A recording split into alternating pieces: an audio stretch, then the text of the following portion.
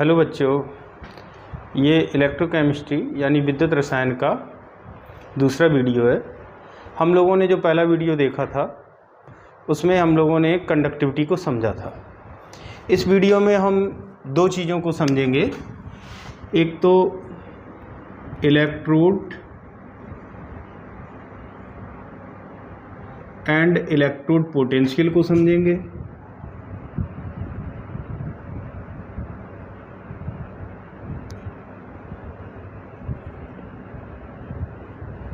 Electrode तथा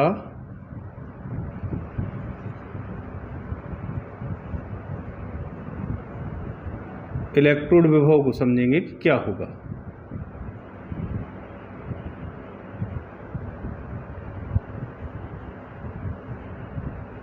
और जो दूसरा पॉइंट हम लोग देखेंगे वो इलेक्ट्रोड विभवों के बढ़ते या घटते हुए क्रम में धातुओं को जब रखा जाता है तब जो श्रेणी प्राप्त होती है उसे कहा जाता है इलेक्ट्रोकेमिकल सीरीज या विद्युत रासायनिक श्रेणी। तो दूसरी चीज़ जो हम लोग इस वीडियो में देखेंगे वो होगी इलेक्ट्रोकेमिकल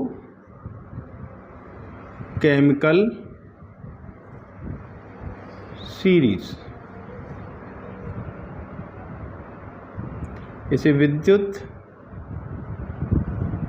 रासायनिक श्रेणी भी कहते हैं,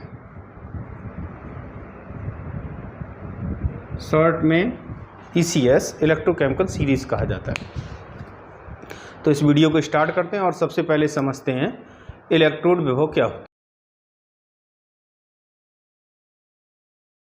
तो जो पहला पॉइंट है वो है electrode and electrode potential, electrode तथा इलेक्ट्रोड विभव।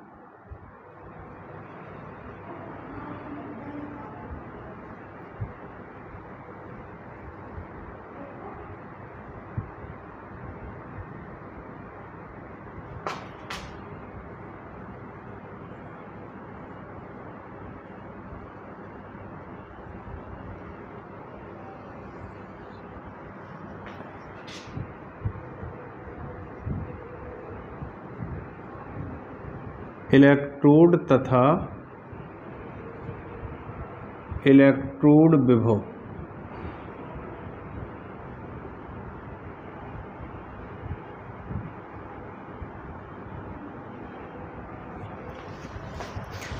जब किसी धातु की छड़ को उसी धातु के लवण के विलयन में डुबोया जाता है तो धात्विक छड़ विलयन के सापेक्ष धनावेशित अथवा ऋणावेशित हो जाती है। यानी कि धात्विक छड़ और विलयन के बीच में विभवांतर उत्पन्न हो जाता है। इस विभवांतर को ही इलेक्ट्रोड विभव कहते हैं और ये जो व्यवस्था होती है उसे इलेक्ट्रोड कहा जाता है। इलेक्ट्रोड पर जो अभिक्रियाएं होती हैं उन्हें इलेक्ट्रोड रिएक्शंस कहा जाता है।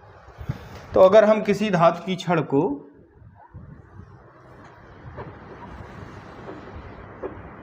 उसी धातु के लवण के विलयन में डुबोएं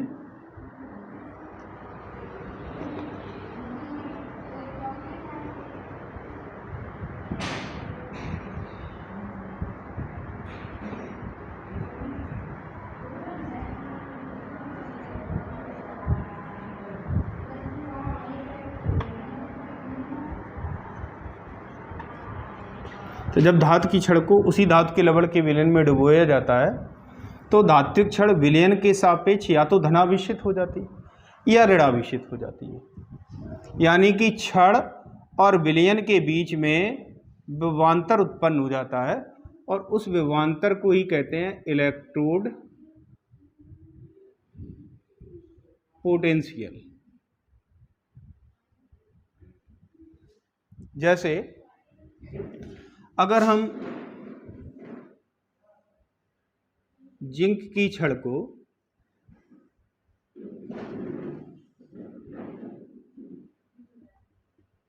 ZnSO4 के विलयन में डुबोएं, जिंक सल्फेट के विलयन में डुबोएं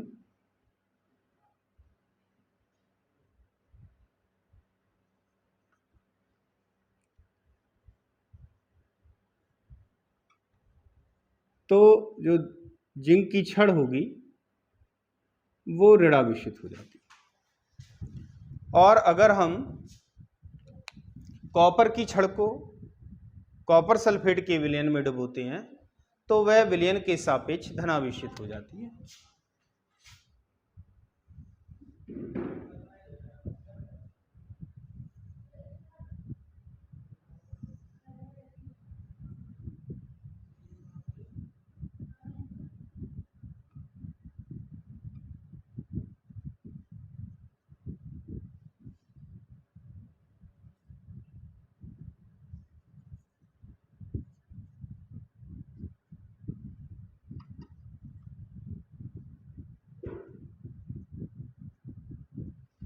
इस तरीके से मैंने बताया कि जब किसी धातु की छड़ को उसी धातु के लवण के विलयन में डुबोया जाता है तो धात्विक छड़ विलयन के सापेक्ष ऋणावेशित भी हो सकती है और धनावेशित भी हो सकती है।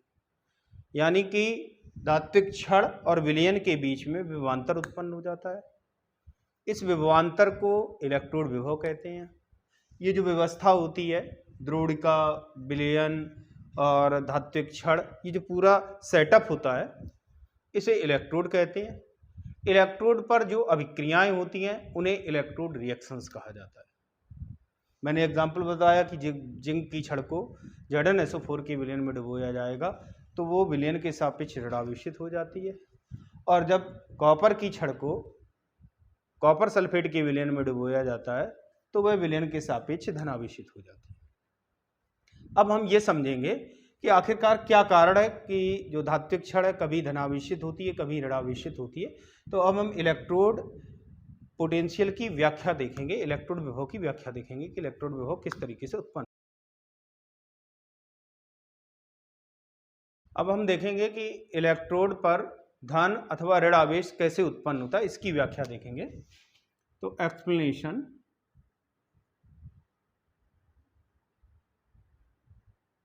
नर्स्ट ने इस बात की व्याख्या की कि जब किसी धातु की छड़ को उसके लवण के विलयन में डुबोया जाता है तो दो परस्पर विरोधी क्रियाएं होती हैं।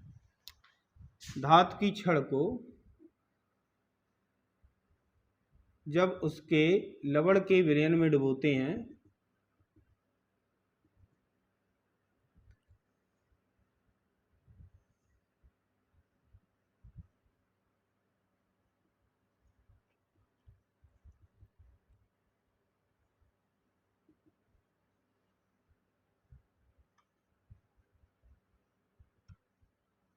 तो दो परस्पर विरोधी क्रियाएं होती हैं। पहली क्रिया होती है कि जो धात्विक छड़ है उससे धनावेशित आयन विलयन में जाते हैं। विलयन में तो धनावेशित आयन पहले से ही होते हैं, धात्विक छड़ से धनावेशित आयन विलयन में जाते हैं। तो मान लिया कि M ये मेटल रॉड है,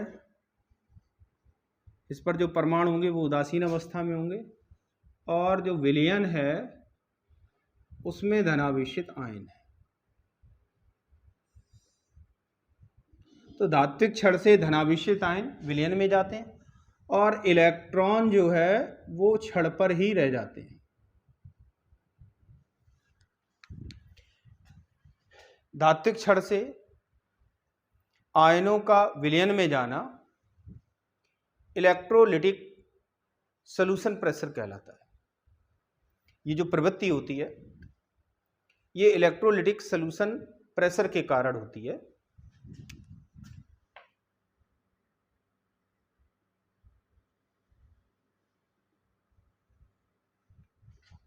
इलेक्ट्रोलिटिक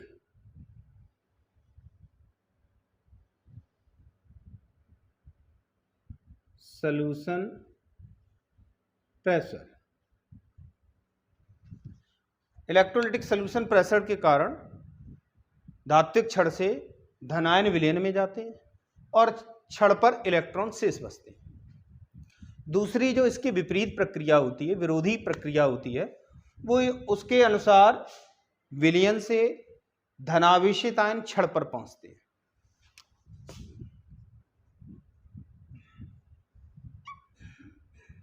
और इसे कहा जाता है, ये ऑस्मोटिक प्रेशर ऑफ आयंस के कारण होता है।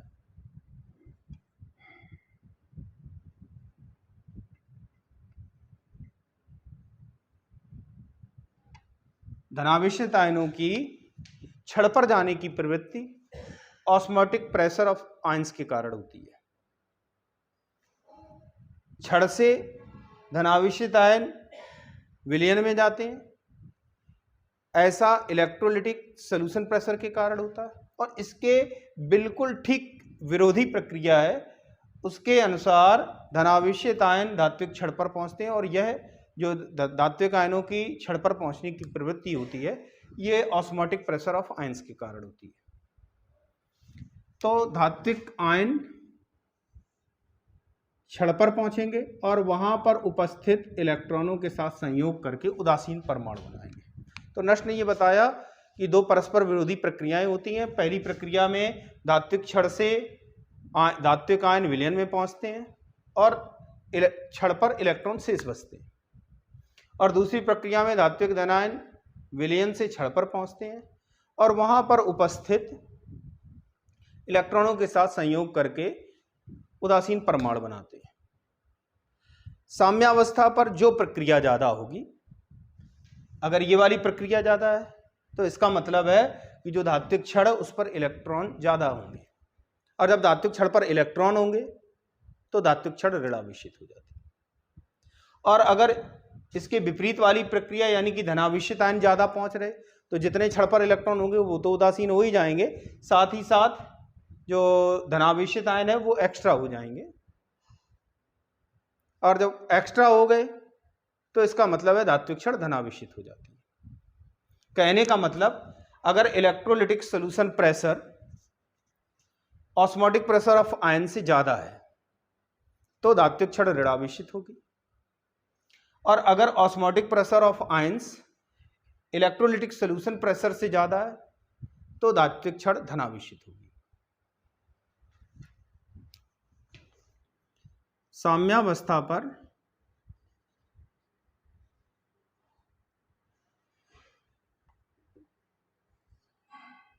यदि इलेक्ट्रोलिटिक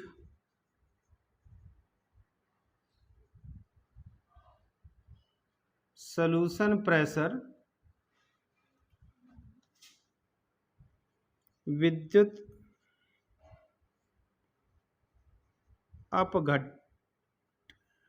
अपघट्टी विलयन दाब ज्यादा है, ऑस्मोटिक प्रेशर ऑफ आयंस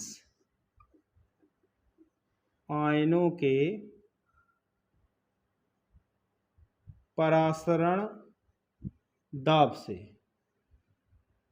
तो जो छड़ होगी वो नेगेटिव चार्ज होगी। और अगर इलेक्ट्रोलिटिक सॉल्यूशन प्रेशर कम है और ऑस्मोटिक प्रेशर ऑफ आयंस ज्यादा है तो जो छड़ होगी वो धनावेशित होगी।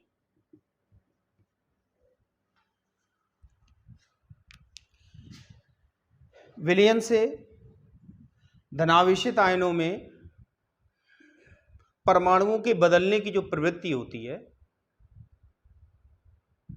इसे ऑक्सीडेशन कहेंगे। ऑक्सीडेशन का मतलब होता है, दो प्रक्रम होते हैं, एक ऑक्सीडेशन या ऑक्सीकरण और दूसरा होता है अपचयन, रिडक्शन। ऑक्सीकरण का मतलब होता है या तो ऑक्सीजन संयोग करे, ऑक्सीजन संयोग करे,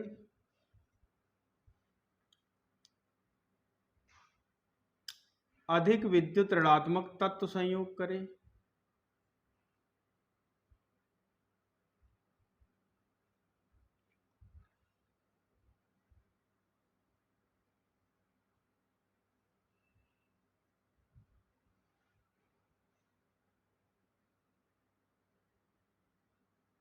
हाइड्रोजन निकले निर्मुक्त हो,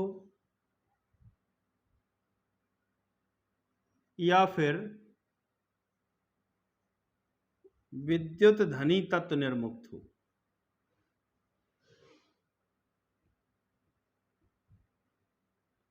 तो प्रक्रम को ऑक्सीकरण कहते हैं, या फिर इलेक्ट्रॉन निकले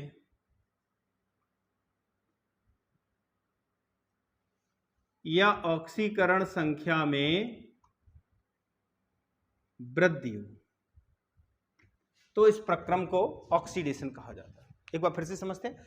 ऑक्सीजन संयोग करे, अधिक विद्युत ऋणात्मक तत्व संयोग करे, हाइड्रोजन निर्मुक्त हो, विद्युत धनी तत्व निर्मुक्त हो, इलेक्ट्रॉन निकले या ऑक्सीकरण अवस्था में वृद्धि हो।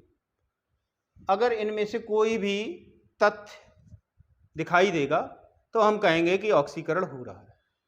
और इसका विपरीत प्रक्रम है ऑक्सीजन निर्मुक्त हो, ऑक्सीजन निकले, अधिक विद्युत ऋणात्मक तत्व निर्मुक्त हो, हाइड्रोजन संयोग करे, विद्युत धनी तत्व संयोग करे, इलेक्ट्रॉन जुड़े और ऑक्सीकरण संख्या में कमी हो, तो इस प्रक्रिया को अपचयन कहा जाता है।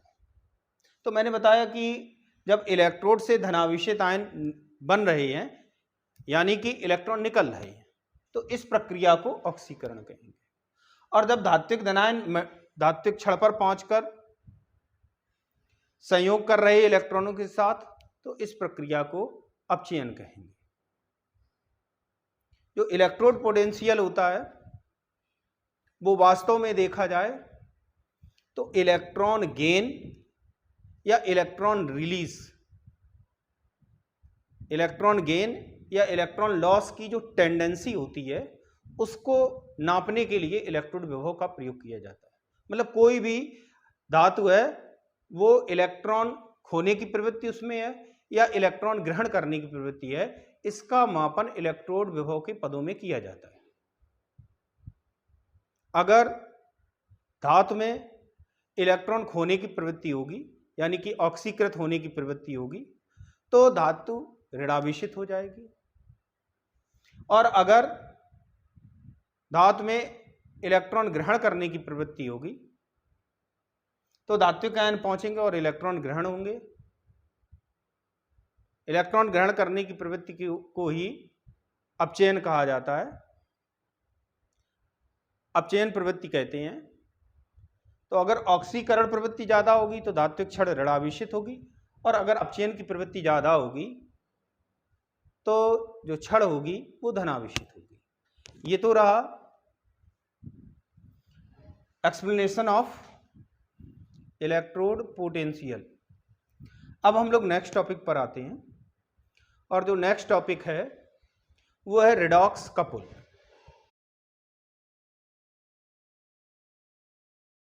अब हम लोग अगला पॉइंट समझते हैं और वो है रिडॉक्स कपल।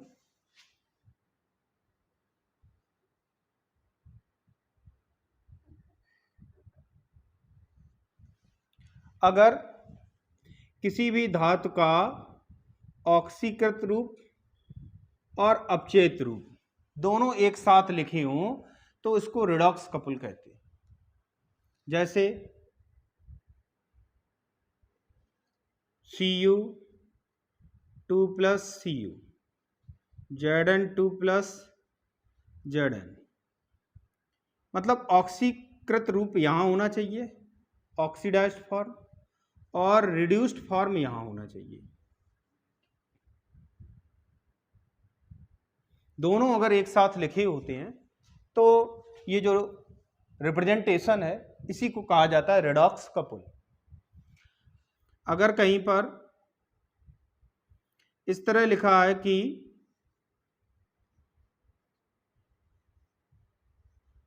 तो ये भी एक रिडॉक्स कपल होगा, क्योंकि यहां पर वास्तव में देखा जाए हाफ Cl2 का मतलब Cl एटम उदासीन है और यहां पर इलेक्ट्रॉन जुड़ गया, तो ये अपचयित रूप हो गया, रिड्यूस्ड फॉर्म हो गया, और ये ऑक्सीकृत रूप है, तो ये भी एक रिडॉक्स कपल हो गया। मतलब अगर हम ऑक्सीकृत रूप और अपचयित रूप को एक साथ लिखते हैं तो इसे रिडॉक्स कपल कहा जाता है।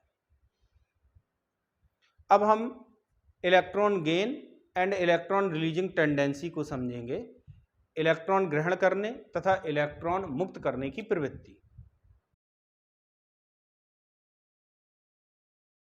अब हम लोग electron gain and electron releasing tendency of electrode, मतलब इलेक्ट्रोड की इलेक्ट्रॉन ग्रहण करने व इलेक्ट्रॉन मुक्त करने की प्रवृत्ति को देखेंगे। Electron gain and electron releasing tendency of electrode.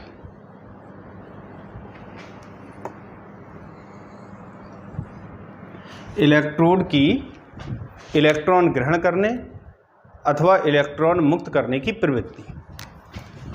तो जो प्रवृत्ति होगी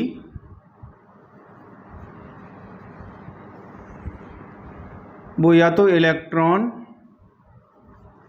गेन करने की होगी या इलेक्ट्रॉन रिलीज करने की होगी।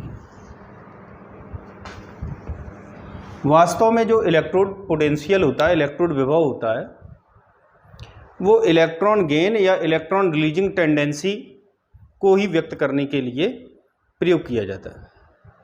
मतलब किसी भी इलेक्ट्रोड की इलेक्ट्रॉन गेन या इलेक्ट्रॉन रिलीजिंग टेंडेंसी को इलेक्ट्रोड विभव के पदों में व्यक्त किया जाता है। अगर किसी इलेक्ट्रोड पर इलेक्ट्रॉन गेन टेंडेंसी ज़्यादा, इलेक्ट्रॉन ग्रहण करने की प्रवृत्ति ज़्यादा है, तो जो रिएक्शन होगा उसमें धात्विक धनायन इलेक्ट्रॉनों को ग्रहण करेंगे और उदासीन हो जाएंगे। इस प्रक्रम को अपचयन कहा जाता है। मैंने अभी बताया था कि अगर इलेक्ट्रॉन जुड़ते हैं, संयोग करते हैं, तो उस प्रक्रम को अपचयन कहते हैं। और अगर इलेक्ट्रॉन रिलीज करने की टेंडेंसी होगी, इलेक्ट्रॉन मुक्त करने की टेंडेंसी होगी,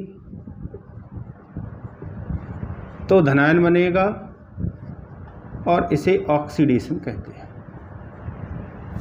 मतलब अगर धात्विक इलेक्ट्रोड में इलेक्ट्रॉन ग्रहण करने की प्रवृत्ति है तो उस पर रिडक्शन होगा, और अगर इलेक्ट्रोड में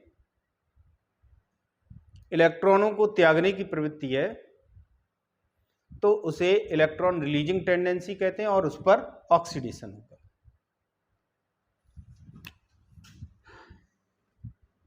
जब अपचयन होता है तो उस समय जो इलेक्ट्रोड पोटेंशियल होता है, इलेक्ट्रोड विभव,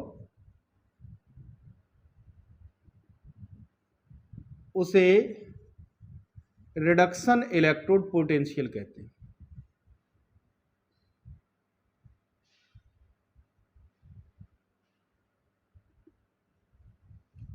और जब ऑक्सीकरण होता है उस समय जो विभव होता है उसे ऑक्सीडेशन इलेक्ट्रोड पोटेंशियल कहते हैं। IUPAC के अनुसार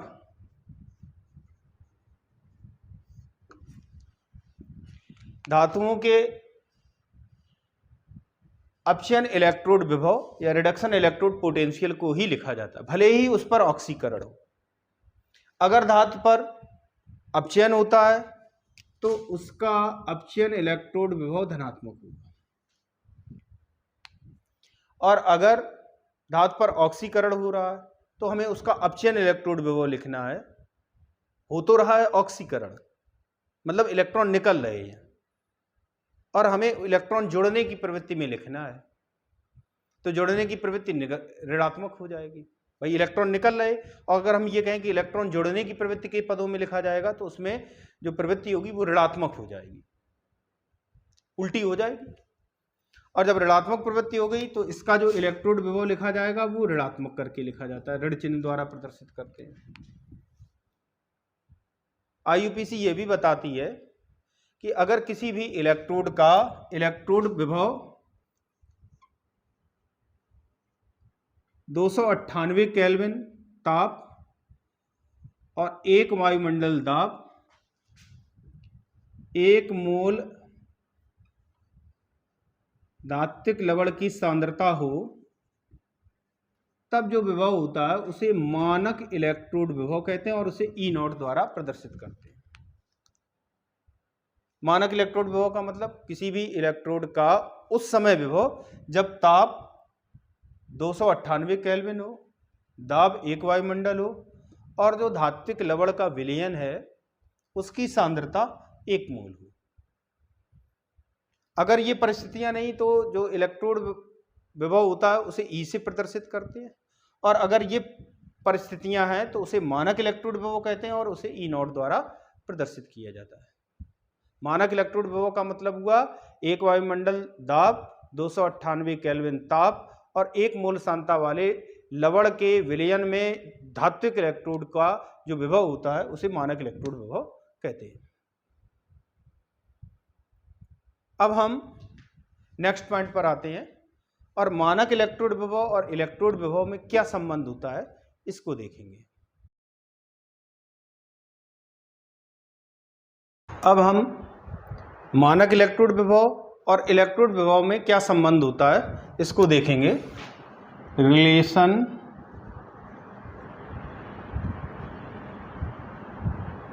between E0 and E. E0 means standard electrode potential.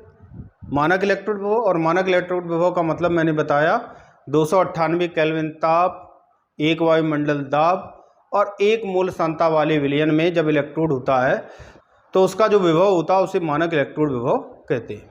इसे E0 से प्रदर्शित करते हैं और किसी भी ताप, किसी भी दाब और किसी भी सांद्रता वाले विलयन में यदि इलेक्ट्रोड होता है तो उस इलेक्ट्रोड के विभव को E से प्रदर्शित करते हैं। अब हम इन दोनों में संबंध देखेंगे और वो जो संबंध होता है उसे नर्स्ट ने दिया था, इसलिए एक इक्वेशन दिया था नर्स्ट ने, इसलिए इसे नर्स्ट इक्वेशन भी कहते हैं।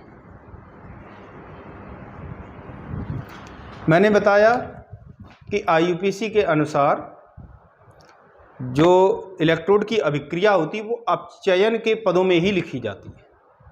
तो माने ले रहे हैं कि जो धात्विक इलेक्ट्रोड है उस पर अभिक्रिया इस तरीके से हो रही है।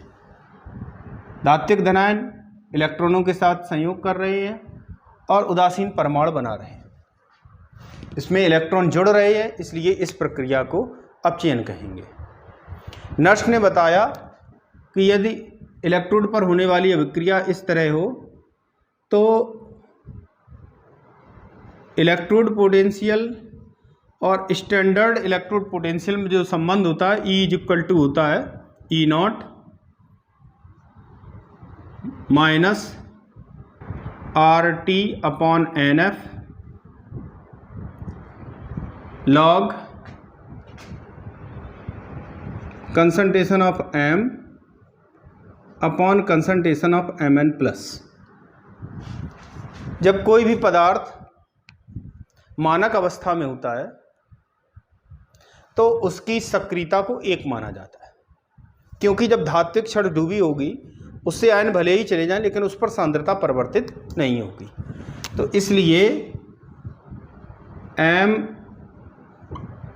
की वैल्यू कंसंट्रेशन ऑफ M 1 हो जाएगा और हमको जो समीकरण मिलेगा वो मिलेगा E=E0 minus RT/NF log 1/Mn plus, जहाँ पर n जो है नंबर ऑफ इलेक्ट्रॉन्स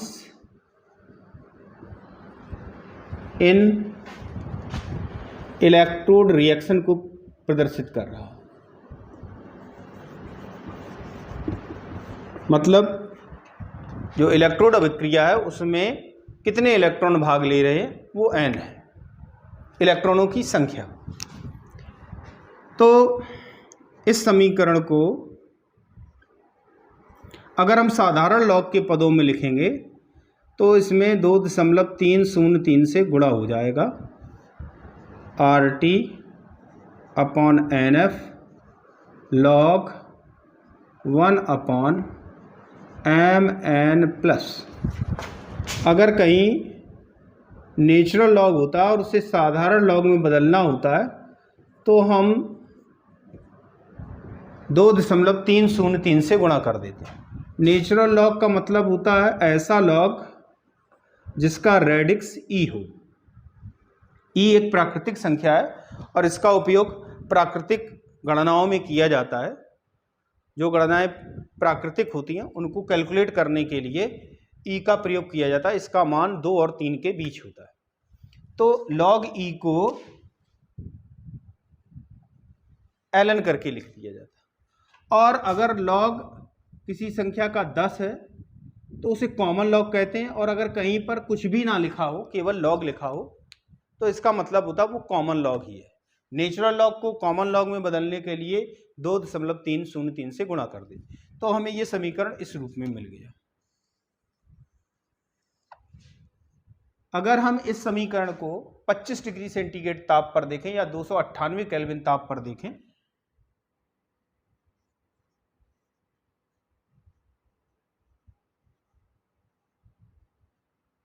तो इसका रूप बदल जाएगा। F का मान, F फैराडे स्थिरांक होता है, इसका मान 96,500 कूलम होता है।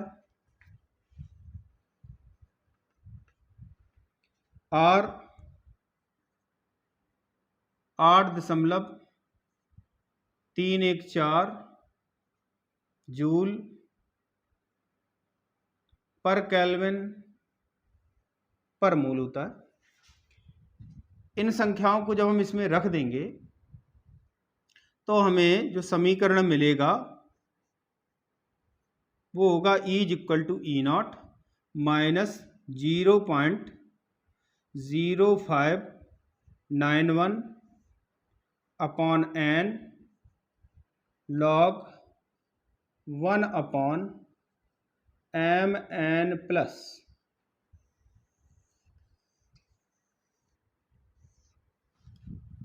इस समीकरण में E किसी भी ताप दाब पर इलेक्ट्रोड का इलेक्ट्रोड विभव है, E0 मानक इलेक्ट्रोड विभव है, R गैस स्थिरांक होता है। अगर विलयन होता तो इसे विलयन स्थिरांक भी कहते हैं। दोनों का मान, गैस स्थिरांक या विलयन स्थिरांक कहने के लिए शब्द हैं लेकिन इनका मान एक ही होता है, 8.314 जूल पर केल्विन पर मोल।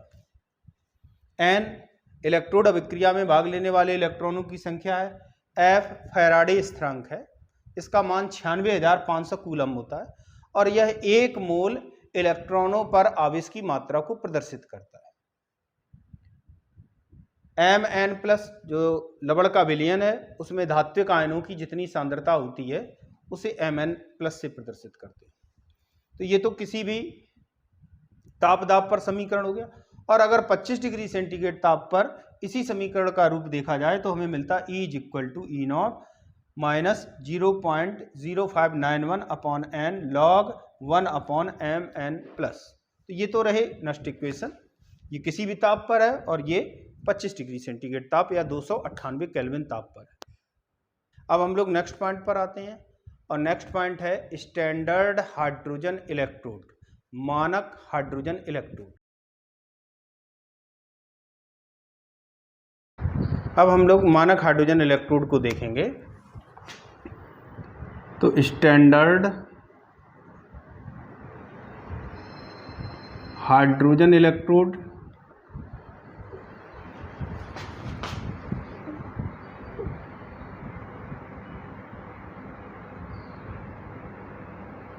या इसी को नॉर्मल हाइड्रोजन इलेक्ट्रोड भी कहते हैं।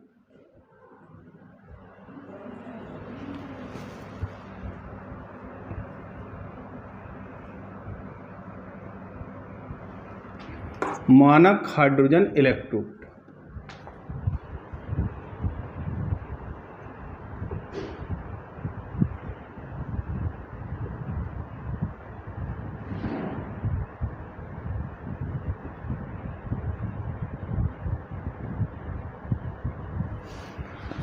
इसमें एक द्रोणिका में उल्टी यू आकार की नली में, जिसका निचला सिरा चौड़ा होता है, प्लेटिनम के तार से प्लेटिनम की एक पन्नी जुड़ी होती है। इस पन्नी पर सूक्ष्म विभाजित प्लेटिनम की कोटिंग होती है, सूक्ष्म विभाजित प्लेटिनम ब्लैक की कोटिंग होती है, और ये एक तार के द्वारा जुड़ी होती है, प्लेटिनम का तार होता है।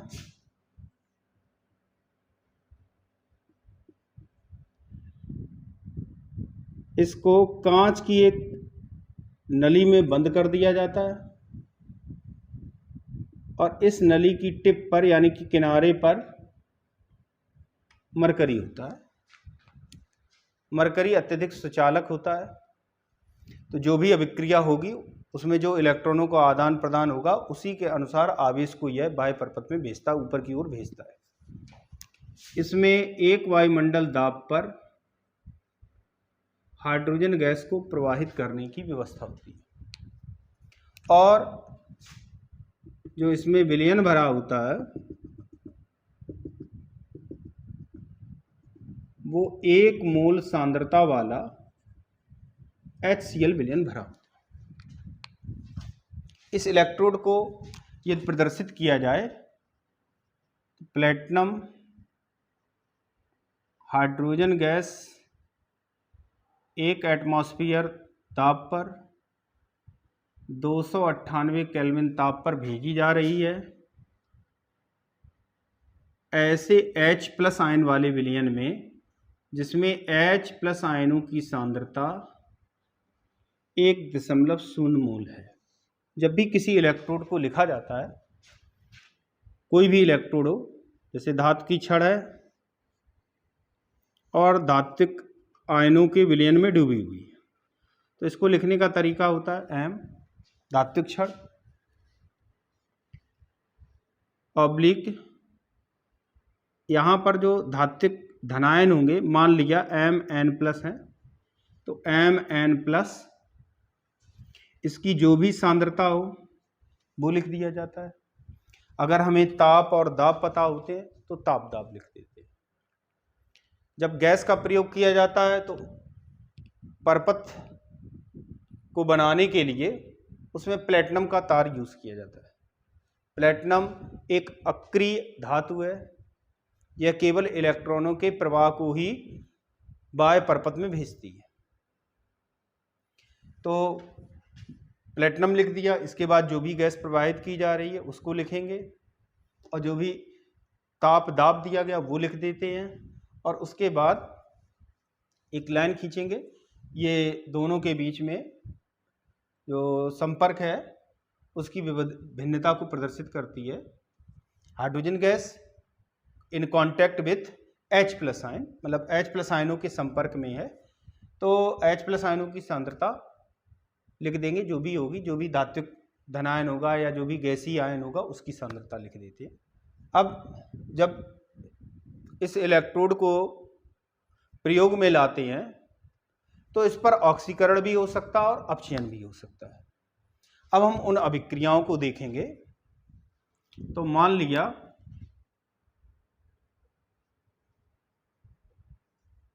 ऑक्सीडेशन हो रहा है, अगर ऑक्सीडेशन होगा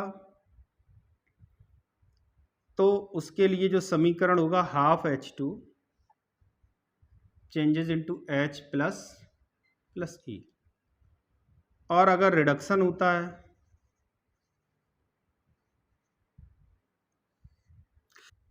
तो उसके लिए समीकरण हो जाएगा H+ E changes into ½ H2। IUPAC के अनुसार इसका इलेक्ट्रोड विभव ±0.0 माना गया है, ±0.0 वोल्ट।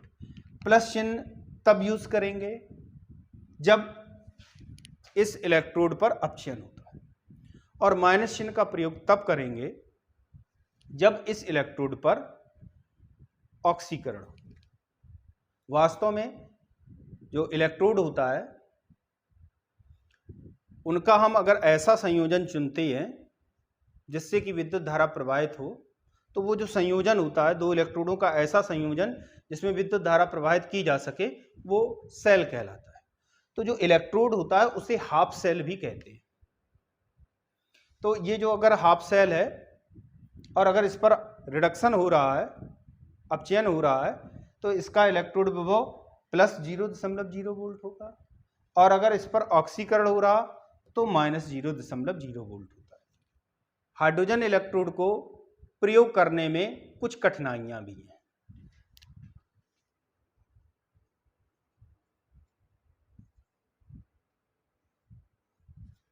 पहली कठिनाई तो ये है कि हाइड्रोजन गैस को लगातार एक वायुमंडल दाब पर प्रवाहित करना कठिन होता है। उसके लिए विशेष टेक्निक की जरूरत होती है। जो रेगुलेटर्स होंगे वो भी विशेष तरीके के होंगे। दूसरा, जो विलयन की सांद्रता है वो हमेशा एक मूल रहनी चाहिए। जब अभिक्रिया होती है तो सांद्रता परिवर्तित होती है, तो उसे मेंटेन करने में भी एक मूल H+ आयनों की सांद्रता मेंटेन करने के लिए कठिनाई उत्पन्न होती है। और तीसरा पॉइंट ये है कि इसमें जो प्लेटिनम धातु प्रयोग की जा रही है वो बहुत जल्दी पॉइजन्ड हो जाती है, मतलब उससे अन्य पदार्थ आकर के चिपक जाते हैं, और जो ये अभिक्रिया होती है इसमें जो इलेक्ट्रॉनों का स्थानांतरण होता है वो पूर्णतः बाह्य परपथ में नहीं पहुंच पाता। मतलब जो प्लेटिनम होता है वो आसानी से पॉइजन्ड हो जाता है, जिससे उसकी सक्रियता कम हो जाती है, यानी कि वो इलेक्ट्रॉनों के आदान प्रदान से जो आवेश उत्पन्न होगा उसको बाह्य परपथ में भेजने में असफल हो जाता है। तो ये 3 कमियां रहीं। पहली कमी मैंने बताई कि लगातार एक वायुमंडल दाब पर हाइड्रोजन गैस को प्रवाहित करना कठिन होता है। दूसरी कमी हमने बताई कि विलयन में हाइड्रोजन आयनों की सांद्रता एक मोल बनी रहे, यह मेंटेन करना कठिन होता है। और तीसरा बताया कि जो प्लेटिनम होता है वो बड़ी आसानी से पॉइजन्ड हो जाता है, मतलब उसकी जो सक्रियता है वो कम हो जाती है।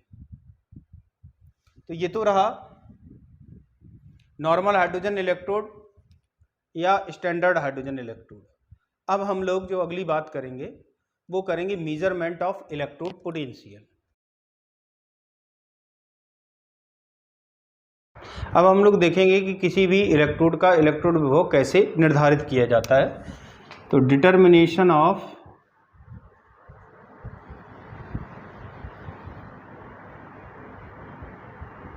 Electrode potential.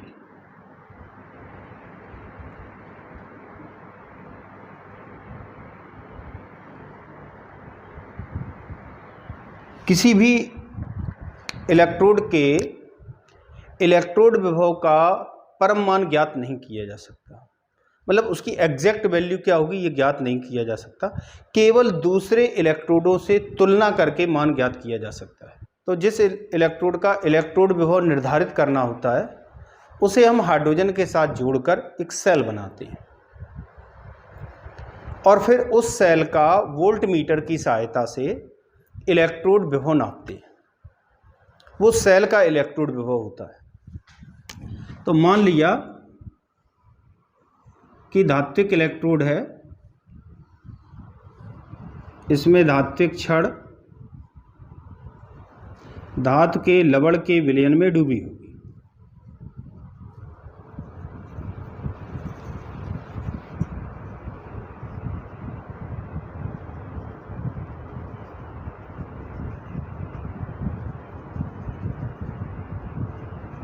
हम क्या करते हैं, इसे हाइड्रोजन इलेक्ट्रोड के साथ जोड़ते हैं। मैंने बताया कि हाइड्रोजन इलेक्ट्रोड में एक द्रोणिका में 1.0 MHCl विलयन लेकर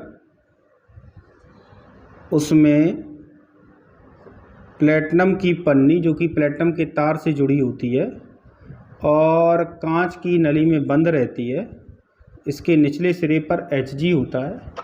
इसमें हाइड्रोजन गैस एक वायुमंडल दाब पर प्रवाहित की जाती है और ये जो इलेक्ट्रोड होता है इसे हाइड्रोजन इलेक्ट्रोड कहा जाता है, मानक hydrogen electrode, standard hydrogen electrode, यानी इसे नॉर्मल हाइड्रोजन इलेक्ट्रोड भी कहते हैं। अब जब सेल बनाया जाता है तो हम क्या करते हैं कि इन दोनों के बीच में अभिक्रियाओं के दौरान विलयन धनावेशित अथवा ऋणावेशित हो जाते हैं, तो वैद्युत उदासीनता बनाए रखने के लिए हम इसमें लवण सेतु या साल्ट ब्रिज लगा देते हैं और फिर इन दोनों इलेक्ट्रोडों को वोल्ट मीटर की सहायता से जोड़ देते हैं। ये जो सेटअप है, व्यवस्था है, इसे गैल्वेनिक सेल कहते हैं। और गैल्वेनिक सेल का जो इलेक्ट्रोड विभव होता है वो बराबर होता है कैथोड का मानक इलेक्ट्रोड विभव ऋण एनोड का मानक इलेक्ट्रोड।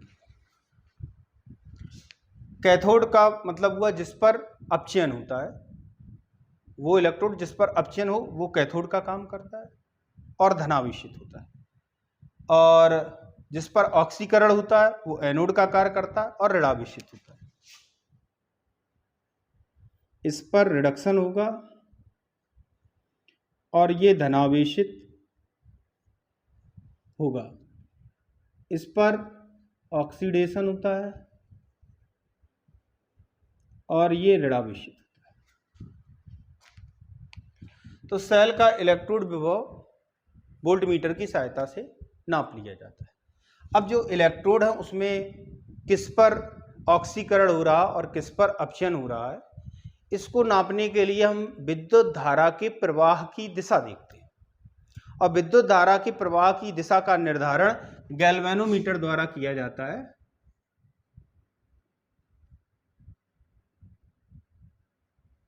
ये डायरेक्शन ऑफ करंट को बताता है।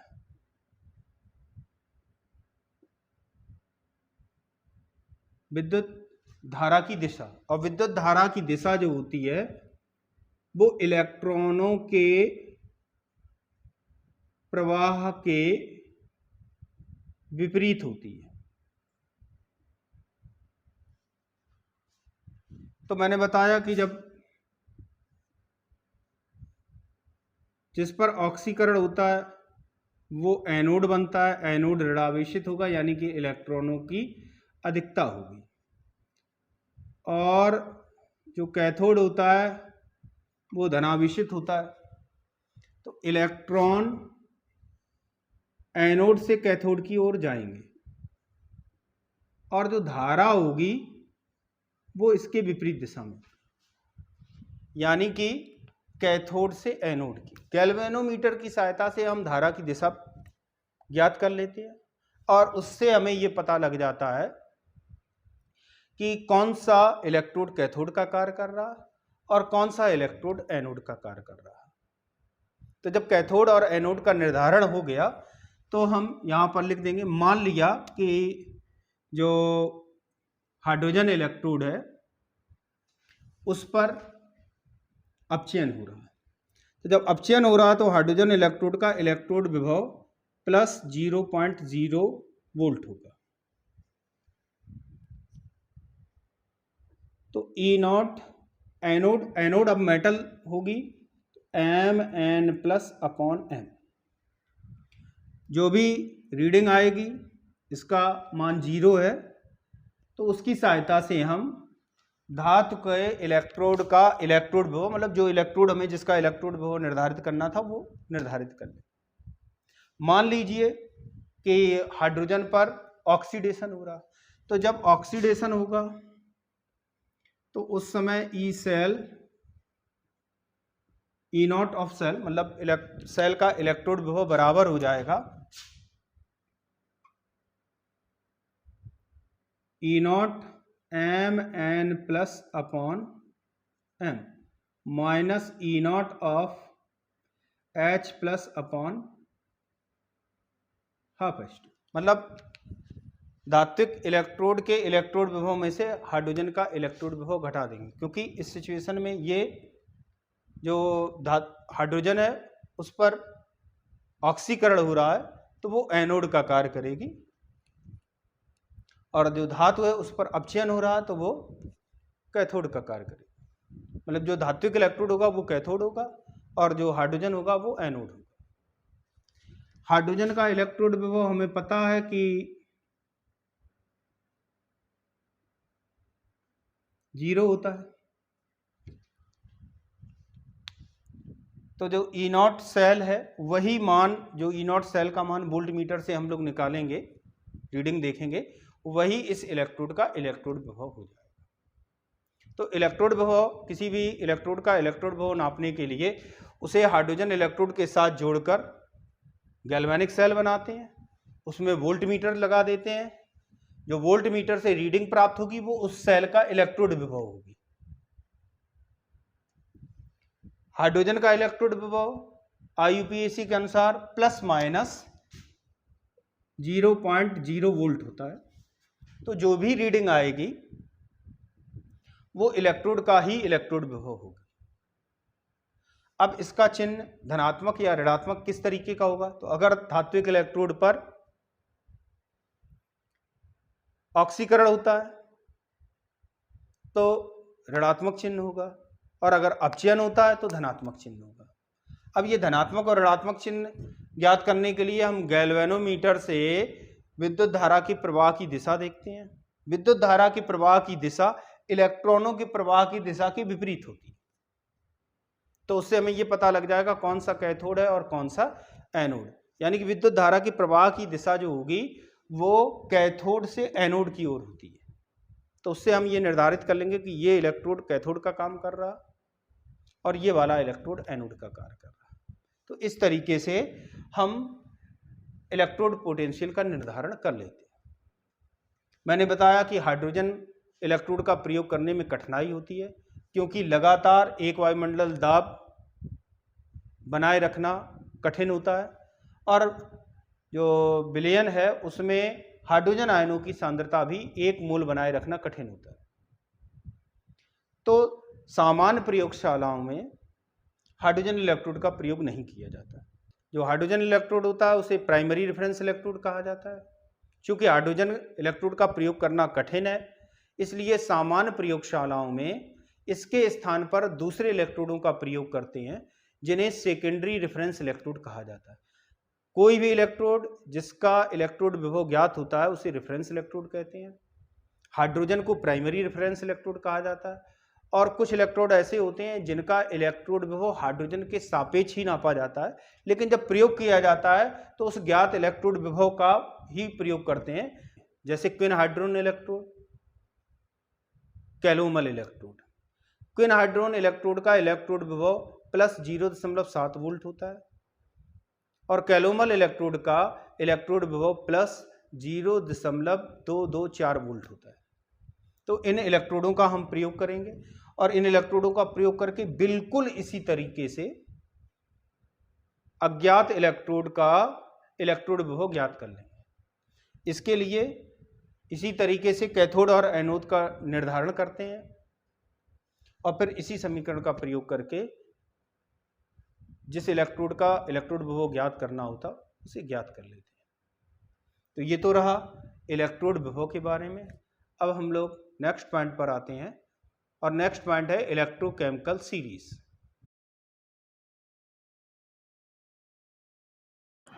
अब हम लोग नेक्स्ट टॉपिक पर आते हैं, और नेक्स्ट टॉपिक है इलेक्ट्रोकेमिकल सीरीज, विद्युत रासायनिक श्रेणी। इलेक्ट्रो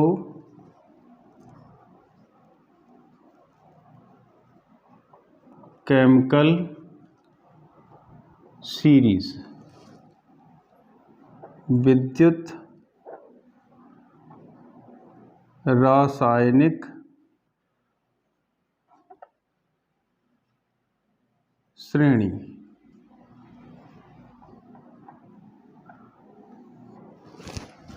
विद्युत रासायनिक श्रेणी क्या होती है? जब धातुओं को उनके मानक इलेक्ट्रोड विभव के बढ़ते अथवा घटते हुए क्रम में लिखा जाता है, तब जो श्रेणी प्राप्त होती है उसे विद्युत रासायनिक श्रेणी या इलेक्ट्रोकेमिकल सीरीज कहा जाता है। ECS शॉर्ट में से हम लोग ECS करके लिखेंगे, इलेक्ट्रोकेमिकल सीरीज। तो इलेक्ट्रोकेमिकल सीरीज क्या है देखते हैं। Li plus K plus Ba2 plus Sr2 plus Ca2 plus Na plus Mg2 plus Al3 plus Mn2 plus Zn2 plus Cr3 plus Fe2 plus Cd2 plus CO3 plus Ni2 plus Sn2 plus Pb2 plus H plus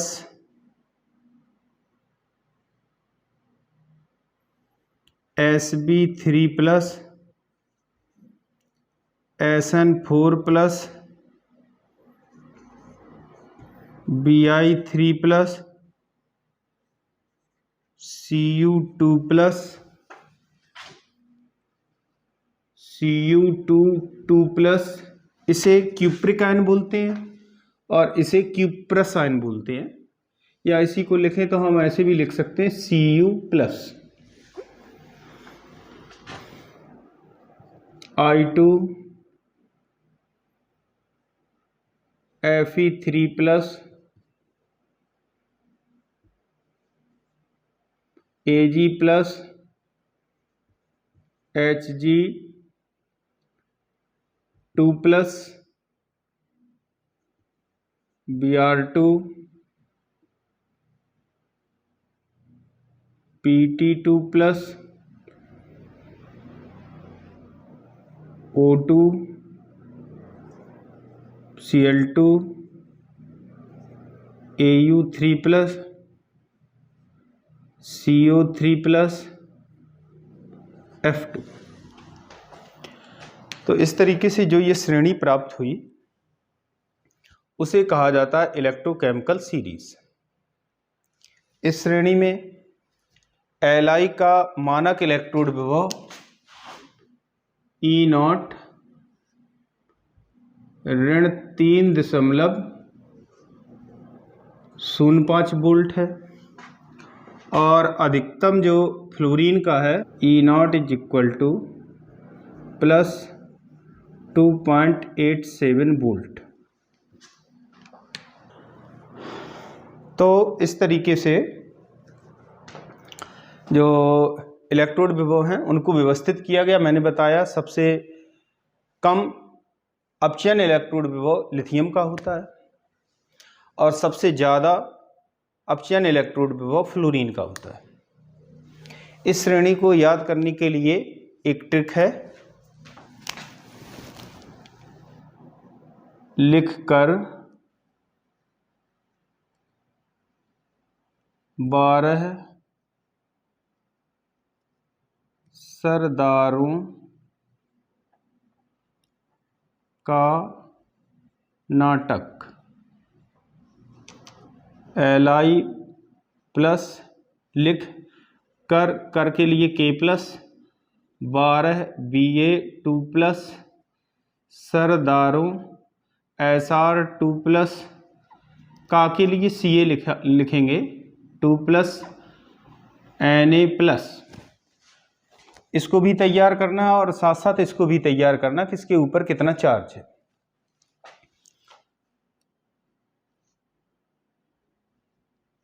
मंगाकर अलमारी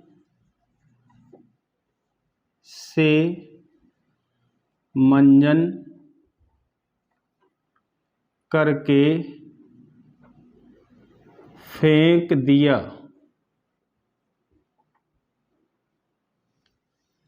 मंगाकर Mg2+, अलमारी Al3+ से silent रहेगा। मंजन Mn2+, Zn2+, मंजन के लिए Mn और Zn दोनों आएंगे, करके साइलेंट रहेगा।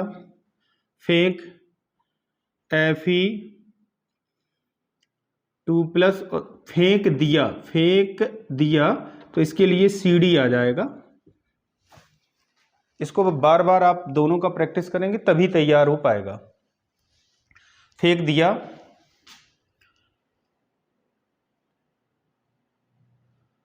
कोई देखो निकला सन पूरब है।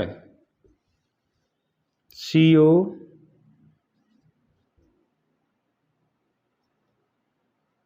देखो साइलेंट रहेगा। निकला Ni2+, सन Sn2+, पूरब Pb2+ है H+।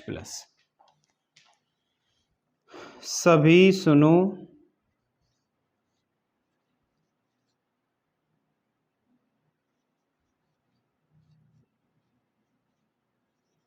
बिल्ली क्यूटी क्यों आई,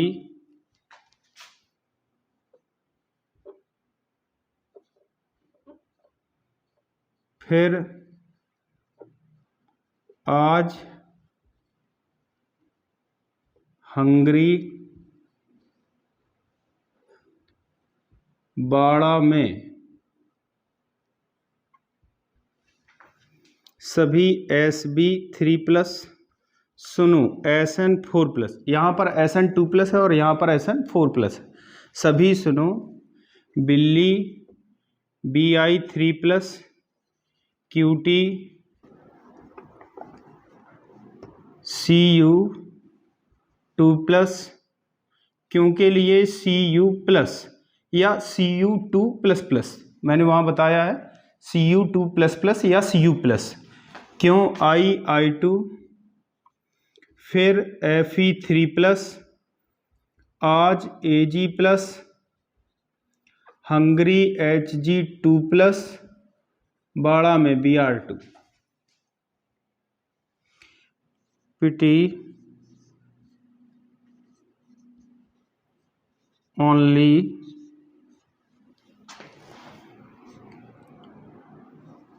कल्लू और कोमल की फंटी से। पिटी के लिए Pt2+, only O2, Kullu Cl2, और के लिए Au3+, कोमल CO3+ की फंटी से F2।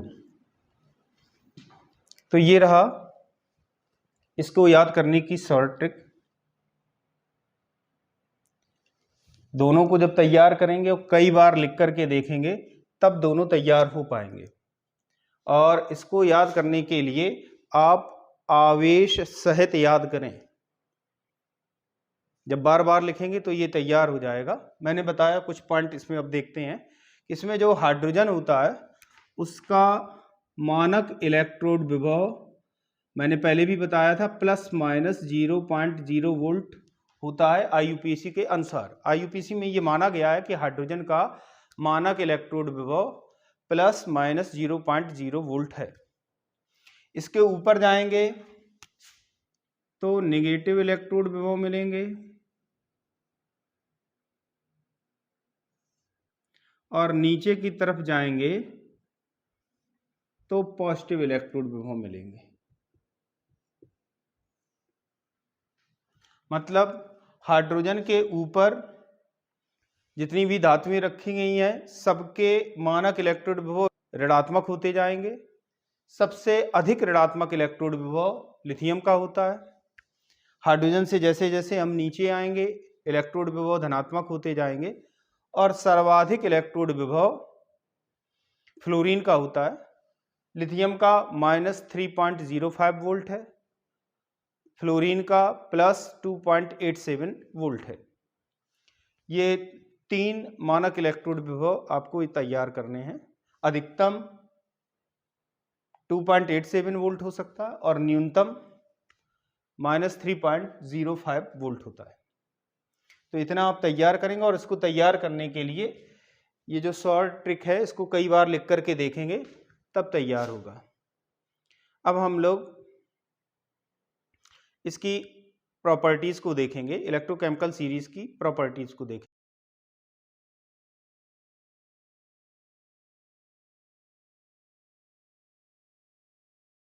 पहली विशेषता है oxidising and reducing power. Oxidising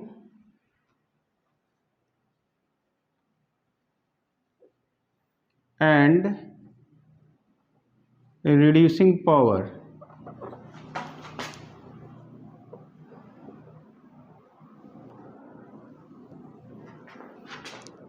ऑक्सीकारक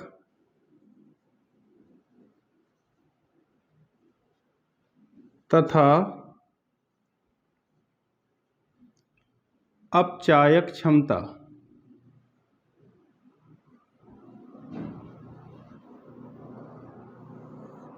तो मैंने बताया था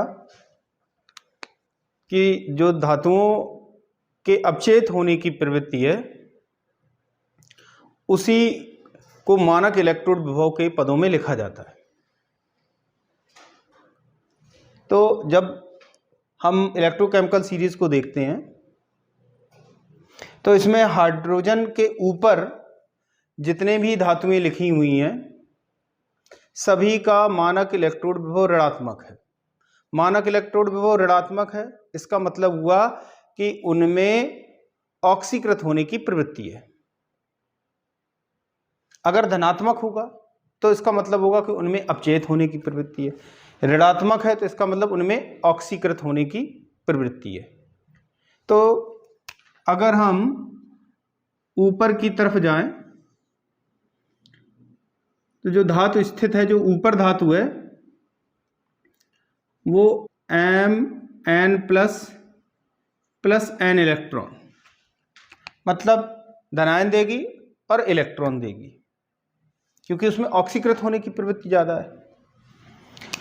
और जब ये जो इलेक्ट्रॉन बनेंगे ये किसी अन्य पदार्थ के साथ जब जुड़ जाएंगे तो उसका हो जाएगा अपचयन, यानी कि ऊपर जाने पर ऑक्सीकृत होने की प्रवृत्ति बढ़ती है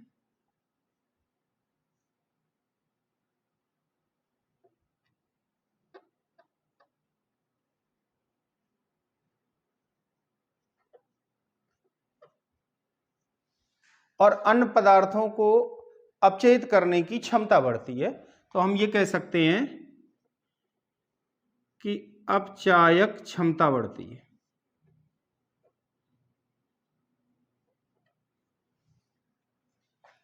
और जब हम नीचे की तरफ आते हैं तो मैंने बताया जैसे जैसे हम नीचे आते हैं इलेक्ट्रोड विभव का मान लगातार बढ़ता जाता है, यानी कि उसमें अपचेत होने की प्रवृत्ति बढ़ती है। अपचेत होने की प्रवृत्ति बढ़ती है, इसका मतलब हुआ कि X कोई तत्व है और उसके साथ जब इलेक्ट्रॉन जुड़ जाएगा तो X- बनेगा, ये अपचयन हुआ और ये ऑक्सीकरण हुआ। ऊपर की तरफ जाते हैं तो ऑक्सीकृत होने की प्रवृत्ति बढ़ती है, यानी कि इलेक्ट्रॉन निकलते हैं और वो इलेक्ट्रॉन निकलेंगे तो अन्य पदार्थों का अपचयन कर देंगे, तो अपचायक क्षमता बढ़ती है। जब हम नीचे आते हैं तो इलेक्ट्रॉन ग्रहण करने की प्रवृत्ति बढ़ती है और ये जो इलेक्ट्रॉन ग्रहण किया जाएगा वो किसी न किसी पदार्थ से मिलेगा और जिस पदार्थ से इलेक्ट्रॉन मिलेगा यानी कि उससे निकलेगा तो उसका ऑक्सीकरण हो जाएगा। तो इनमें अपचयित होने की प्रवृत्ति होगी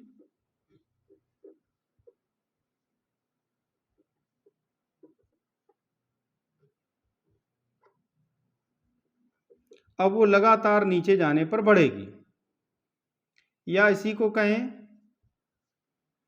तो इनमें अन्य पदार्थों को ऑक्सीकृत करने की क्षमता होती, क्योंकि ये इलेक्ट्रॉन ग्रहण कर लेते हैं, तो इनकी ऑक्सीकारक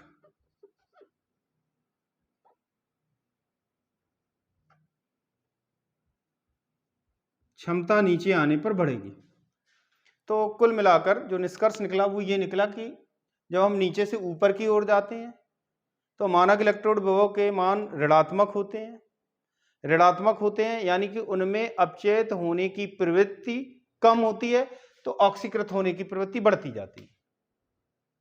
और ऑक्सीकृत होने की प्रवृत्ति बढ़ेगी तो वो इलेक्ट्रॉन आसानी से निकालेंगे, और वो जो इलेक्ट्रॉन निकालेंगे वो अन्य पदार्थों के साथ जुड़कर उसका अपचयन कर देगा, यानी कि अपचायक क्षमता बढ़ेगी।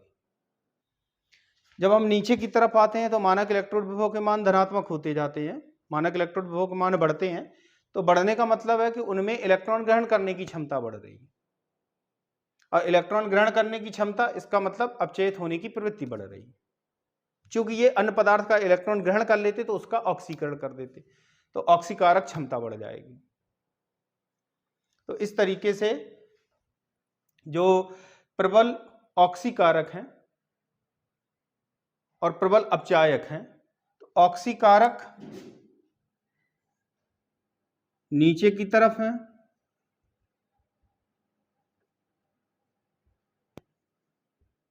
और अपचायक ऊपर की तरफ है।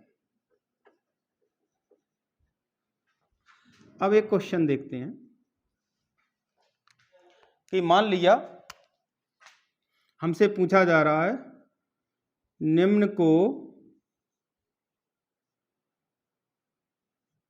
अपचायक क्षमता के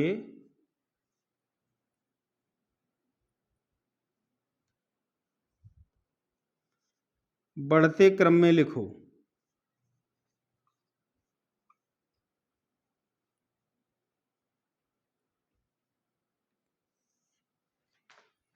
एक तो दिया गया है Zn,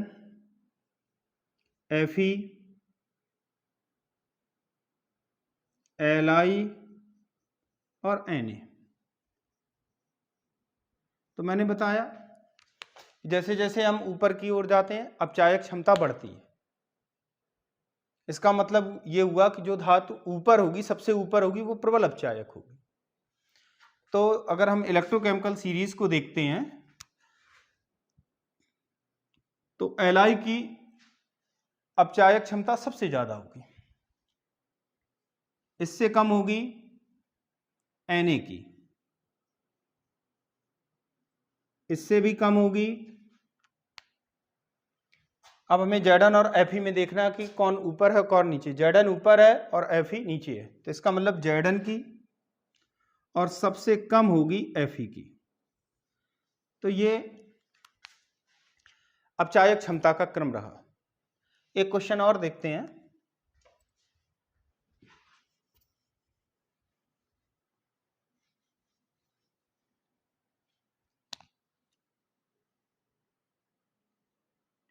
निम्न को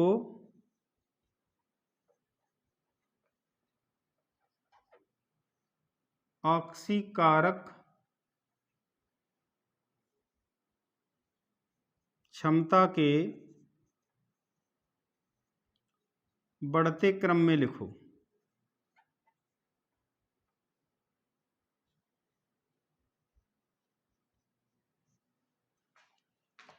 पहला है I2, Cl2, Br2 और F2। मैंने बताया जब नीचे की तरफ जाते हैं तो धातुओं के मानक इलेक्ट्रोड विभव के धनात्मक मान बढ़ते हैं। इसका मतलब हुआ कि उनमें अपचयित होने की प्रवृत्ति बढ़ती है या इलेक्ट्रॉन ग्रहण करने की प्रवृत्ति बढ़ती है। जब उनकी इलेक्ट्रॉन ग्रहण करने की प्रवृत्ति बढ़ेगी तो इसका मतलब दूसरे पदार्थों से इलेक्ट्रॉन लेने की प्रवृत्ति बढ़ रही है। जो दूसरे पदार्थों के इलेक्ट्रॉन है उनको ग्रहण कर लेंगे ये, और जो दूसरा पदार्थ होगा जो इनको इलेक्ट्रॉन देगा वो ऑक्सीकृत हो जाएगा। तो नीचे जाते हैं तो ऑक्सीकृत करने की क्षमता बढ़ती है, यानी कि ऑक्सीडाइजिंग पावर बढ़ती है। तो हमें ये देखना है कि इनमें कौन सबसे नीचे, जो सबसे नीचे होगा उसकी ऑक्सीडाइजिंग पावर या ऑक्सीकारक क्षमता अधिक होगी। तो सबसे नीचे तो फ्लोरीन ही है, इसकी सबसे ज़्यादा होगी, उससे कम है ब्रोमीन की, क्लोरीन की, उससे भी कम है ब्रोमीन की, और सबसे कम है आयोडीन की। तो ये ऑक्सीकारक क्षमता का बढ़ता हुआ क्रम हुआ। अब हम लोग दूसरी प्रॉपर्टी देखेंगे, एक्टिविटी ऑफ मेटल, धातुओं की सक्रियता। सेकेंड प्रॉपर्टी है धातुओं की सक्रियता, एक्टिविटी ऑफ मेटल्स, धातुओं की सक्रियता। जिन धातुओं का मानक इलेक्ट्रोड विभव अधिक ऋणात्मक है, मतलब मानक इलेक्ट्रोड विभव का जो ऋणात्मक मान है वो ज्यादा है, वो अधिक सक्रिय होती है। और जिनका कम होता है या धनात्मक होता है, ऊपर से नीचे की तरफ आएंगे तो धनात्मक मान बढ़ता है, तो इसका मतलब ये हुआ कि उनकी सक्रियता कम है। अगर negative value of standard electrode potential अधिक है तो धातु अधिक सक्रिय, और अगर कम है तो कम सक्रिय। इसका मतलब ये ऊपर जो धातुएं स्थित हैं वो ज़्यादा सक्रिय और नीचे जो धातुएं हैं वो कम सक्रिय होती हैं। तो activity of metal increases above side. जो धातुएं ऊपर हैं, हाइड्रोजन से ऊपर स्थित हैं, ऊपर की तरफ हैं, उनकी सक्रियता ज़्यादा और नीचे वालों की कम होती है, क्योंकि इनका मानक इलेक्ट्रोड विभव का मान अधिक ऋणात्मक है।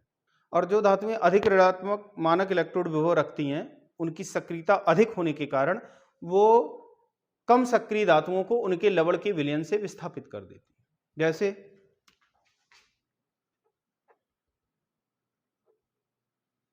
Zn प्लस CuSO4, जब Zn की क्रिया CuSO4 के साथ कराई जाएगी तो Cu कम सक्रिय है और Zn ऊपर है तो अधिक सक्रिय है।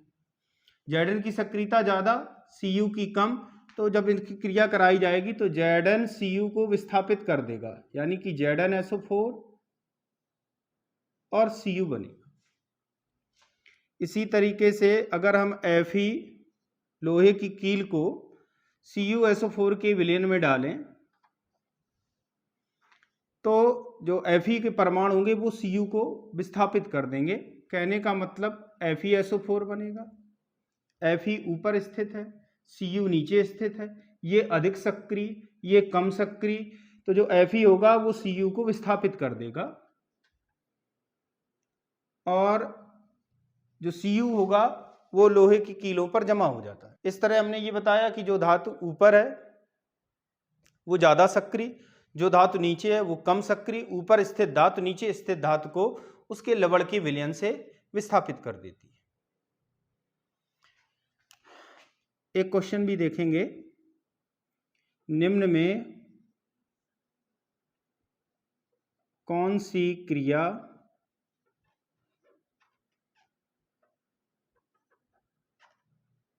संभव है?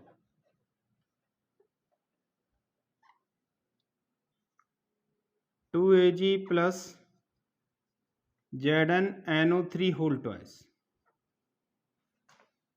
changes into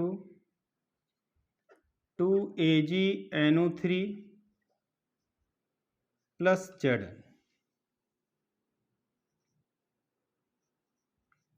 2Zn, Zn plus 2AgNO3 changes into ZnNO3 whole twice plus 2Ag।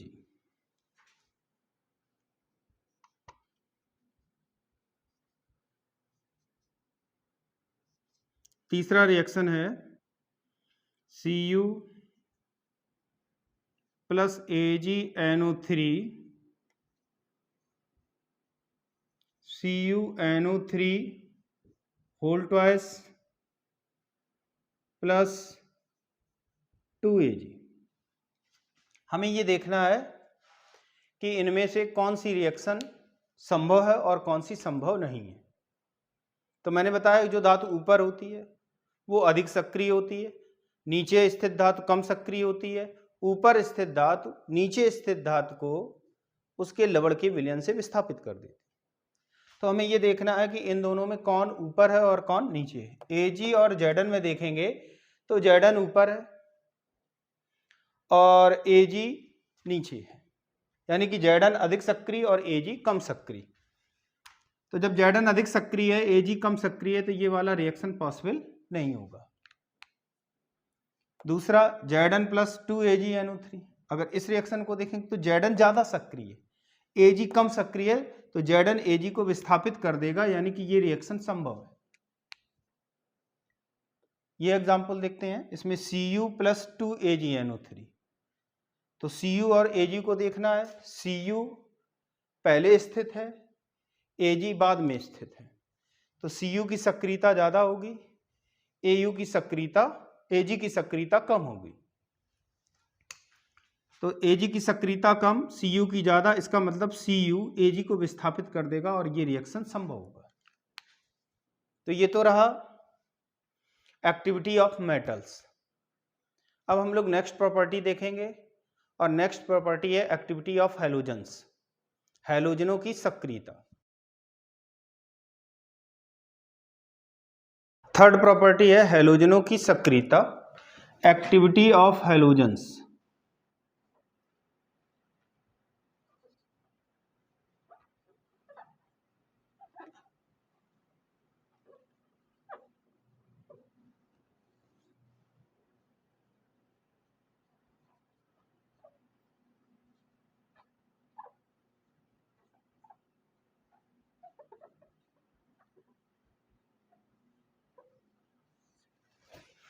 तो जो हैलोजेंस हैं, फ्लोरीन, क्लोरीन, ब्रोमीन, आयोडीन, इनमें इलेक्ट्रॉन को ग्रहण करने की प्रवृत्ति होती है, क्योंकि इनके अंतिम कोश में 7 इलेक्ट्रॉन होते हैं और ये 8 इलेक्ट्रॉन करना चाहते हैं,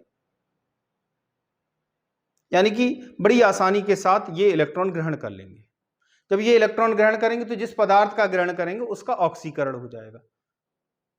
तो हम ये कह सकते हैं कि इनमें अपचयित होने की प्रवृत्ति अधिक होती है और दूसरों को ऑक्सीकृत करने की क्षमता ज्यादा होती है, ऑक्सीडाइजिंग पावर ज्यादा और रिड्यूसिंग टेंडेंसी भी ज्यादा। तो जो क्रम होता है वो जैसे जैसे मानक इलेक्ट्रोड विभव बढ़ता है वैसे वैसे इनकी सक्रियता भी बढ़ती है। तो सबसे कम सक्रिय होती है आयोडीन, उससे ज्यादा ब्रोमीन, उससे ज्यादा क्लोरीन और उससे ज्यादा फ्लोरीन। फ्लोरीन की सक्रियता सबसे ज्यादा।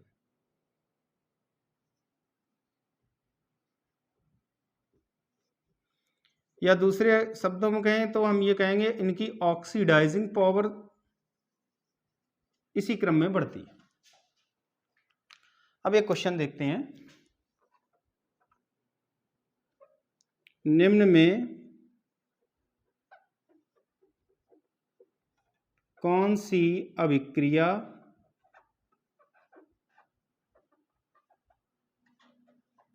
संभव है?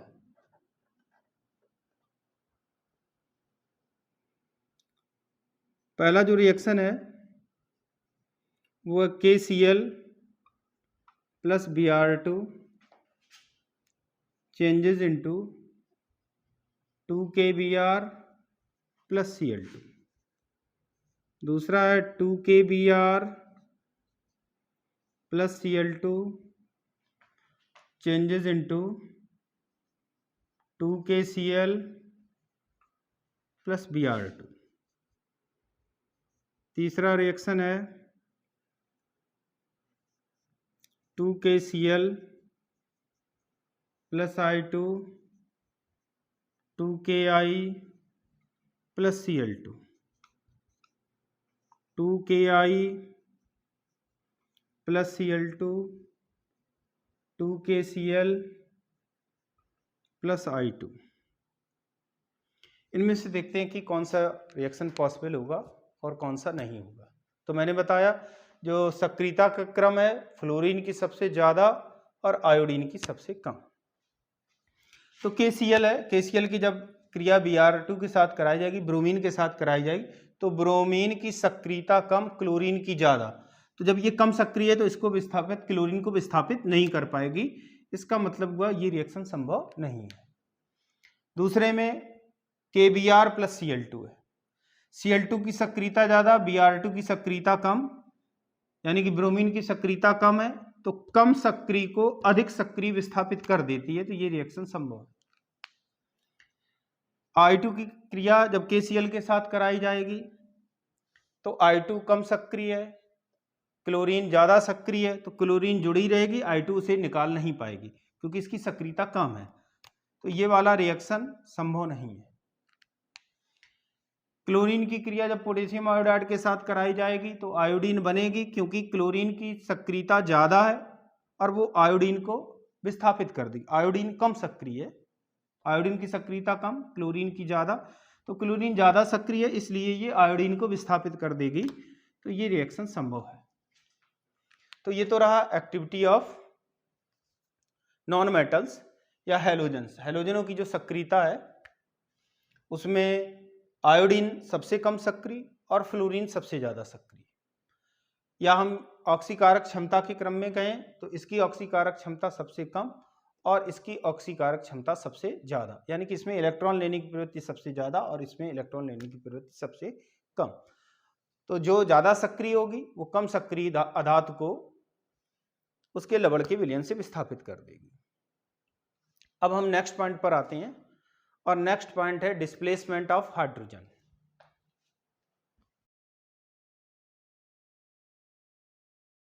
इलेक्ट्रोकेमिकल सीरीज की जो फोर्थ प्रॉपर्टी है वो है डिस्प्लेसमेंट ऑफ हाइड्रोजन।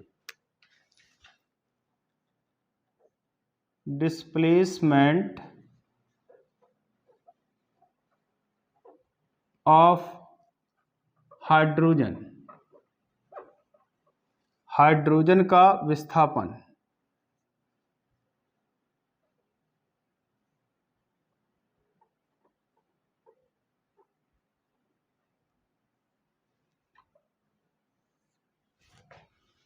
तो इसमें जो धातुएं हाइड्रोजन के ऊपर स्थित हैं, मेटल्स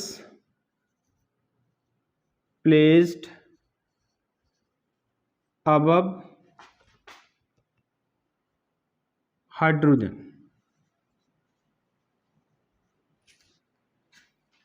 जो धातुएं हाइड्रोजन से ऊपर स्थित हैं उनकी विशेषता होती है कि जब वो अम्लों के साथ क्रिया करती हैं तो हाइड्रोजन निर्मुक्त करती हैं।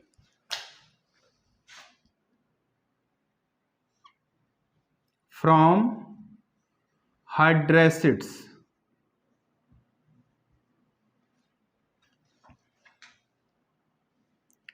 दूसरा है जो धातुएं मैग्नीशियम के ऊपर स्थित हैं वो ठंडे पानी के साथ क्रिया करके हाइड्रोजन निर्मुक्त करती है। Metals above magnesium from cold water, ठंडे पानी के साथ ये धातुएं क्रिया करेंगी और हाइड्रोजन निर्मुक्त करती हैं। जो धातुएं Mg और Cr के बीच स्थित हैं, मेटल्स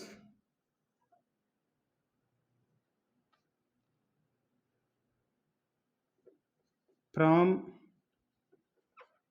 Mg to Cr, ये गर्म पानी के साथ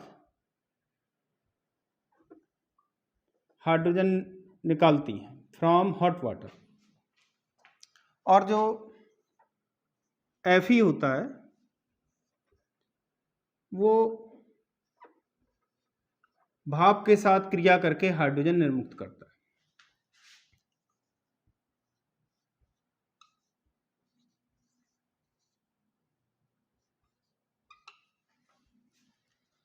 तो इस तरीके से हुआ कि जो धातुएं हाइड्रोजन के ऊपर हैं वो हाइड्रोजन अम्लों के साथ क्रिया करके हाइड्रोजन निर्मुक्त करती है। Metals placed above hydrogen displace hydrogen from hydroacids. दूसरा हमने बताया जो धातुएं Mg के ऊपर स्थित हैं वो ठंडे पानी के साथ क्रिया करती हैं और हाइड्रोजन निर्मुक्त करती हैं। जो धातुएं Mg और Cr के बीच में स्थित हैं वो गर्म पानी के साथ क्रिया करके Mg से Cr तक जितनी भी धातुएं वो गर्म पानी से क्रिया करती हैं और हाइड्रोजन निर्मुक्त करती हैं। और जो Fe होता है आयरन, वो भाप के साथ क्रिया करके हाइड्रोजन निर्मुक्त करता है। तो ये तो रहा कौन किस तरीके से हाइड्रोजन निर्मुक्त करता है। अब हम अगली प्रॉपर्टी पर आते हैं और अगली प्रॉपर्टी है फिजिबिलिटी ऑफ रिएक्शन, किसी भी अभिक्रिया की संभावना।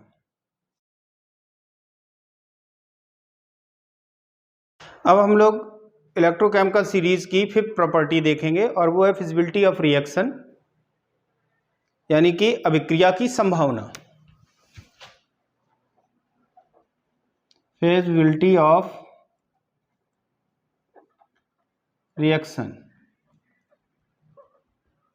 अभिक्रिया की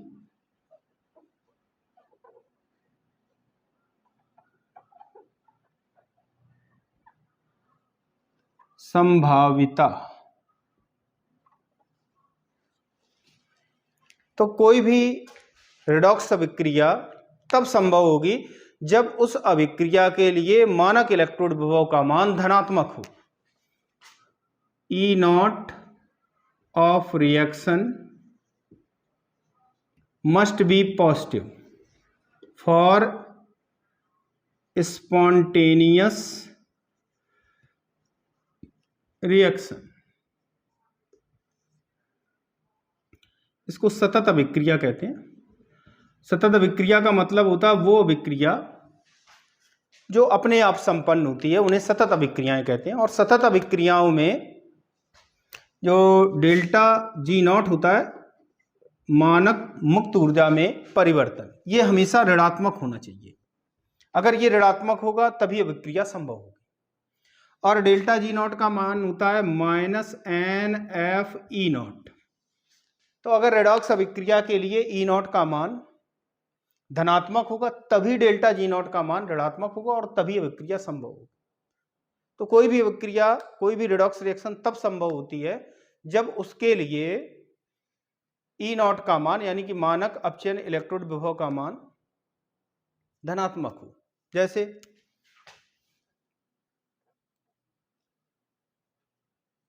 क्या निम्न अभिक्रिया संभव है?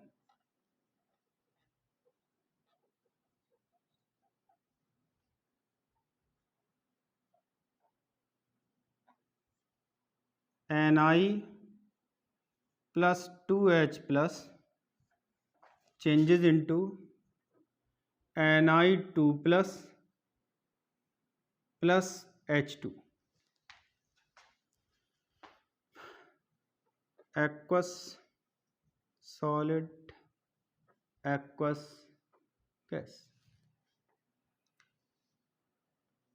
इसमें ये भी दिया गया है, दिया जाएगा इस तरीके के क्वेश्चंस में, E not of Ni2 plus upon Ni, मतलब Ni का रिडक्शन इलेक्ट्रोड पोटेंशियल दिया जाएगा या कोई जो भी मेटल होगी उसका दिया जाएगा। तो इसका होता है 0.25 वोल्ट। हमें ये देखना कि क्या ये रिएक्शन पॉसिबल है या नहीं है। तो रिएक्शन तब पॉसिबल होगा जब उसके लिए E नॉट की वैल्यू पॉजिटिव हो। और E नॉट ऑफ रिएक्शन को ज्ञात करने का तरीका होता है E not of reduction half reaction minus E not of oxidation half reaction.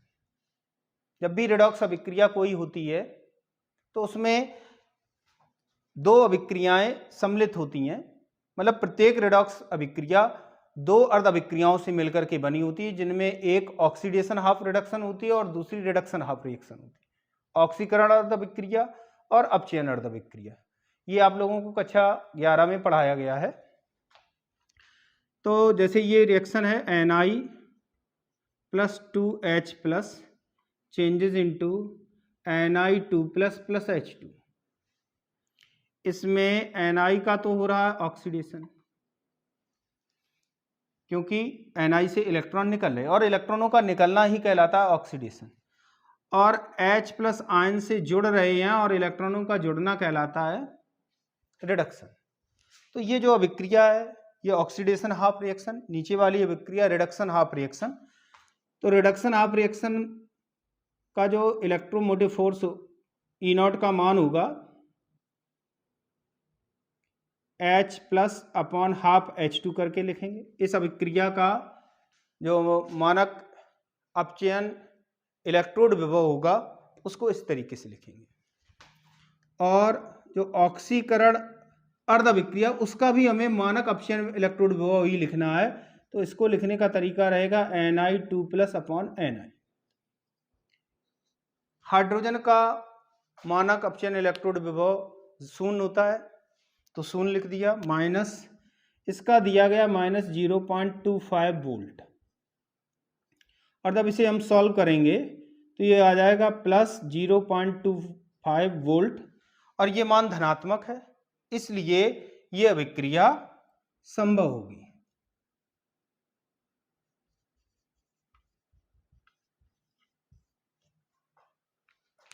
तो अगर मानक अपचयन इलेक्ट्रोड विभव का मान किसी भी अभिक्रिया के लिए धनात्मक आता है तो वो अभिक्रिया संभव होगी, और अगर ऋणात्मक आता तो वो अभिक्रिया संभव नहीं होगी। अब हम लोग नेक्स्ट प्रॉपर्टी पर आते हैं, और नेक्स्ट प्रॉपर्टी है thermal decomposition of metal oxide, धात्विक ऑक्साइडों का ऊष्मीय वियोजन। अब हम लोग ECS की 6th प्रॉपर्टी देखेंगे, और वो है thermal decomposition of metal oxides. Thermal decomposition of metal oxides, धातु ऑक्साइडों का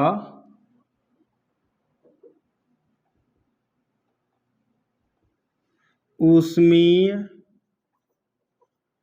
वियोजन।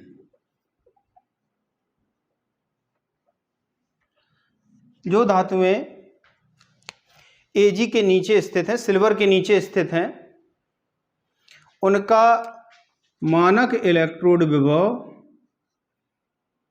0.79 वोल्ट से ज़्यादा होता है, इसलिए वे गर्म किए जाने पर विघटित हो जाती हैं और विघटित होकर के धातु और ऑक्सीजन देती हैं। तो जिन धातुओं का मानक इलेक्ट्रोड विभव 0.79 वोल्ट के बराबर है या उससे अधिक है, उनके ऑक्साइडों को जब गर्म किया जाता है तो वो वियोजित होकर के धातु और ऑक्सीजन देते हैं। जैसे HgO को गर्म किया जाए, Hg Ag के नीचे स्थित है, अगर इसके ऑक्साइड को हम गर्म करेंगे तो Hg अलग हो जाएगा और ऑक्सीजन प्राप्त होगी। इस तरीके से ये तो रहा धातु ऑक्साइडों का ऊष्मीय वियोजन। तो जो धातुएं Ag के नीचे स्थित हैं, सिल्वर के नीचे स्थित हैं, उनके मानक इलेक्ट्रोड विभव का मान 0.79 वोल्ट के बराबर या इससे अधिक होता है, और इन धातुओं के जो ऑक्साइड होंगे जब उनको गर्म किया जाता है तो वो धातु और ऑक्सीजन में परिवर्तित हो जाते हैं। ये तो रहा इलेक्ट्रोकेमिकल सीरीज के बारे में। ये वीडियो यहीं समाप्त होता है। हम लोग नेक्स्ट वीडियो में इलेक्ट्रोकेमिकल सेल्स को देखेंगे। Till then work hard.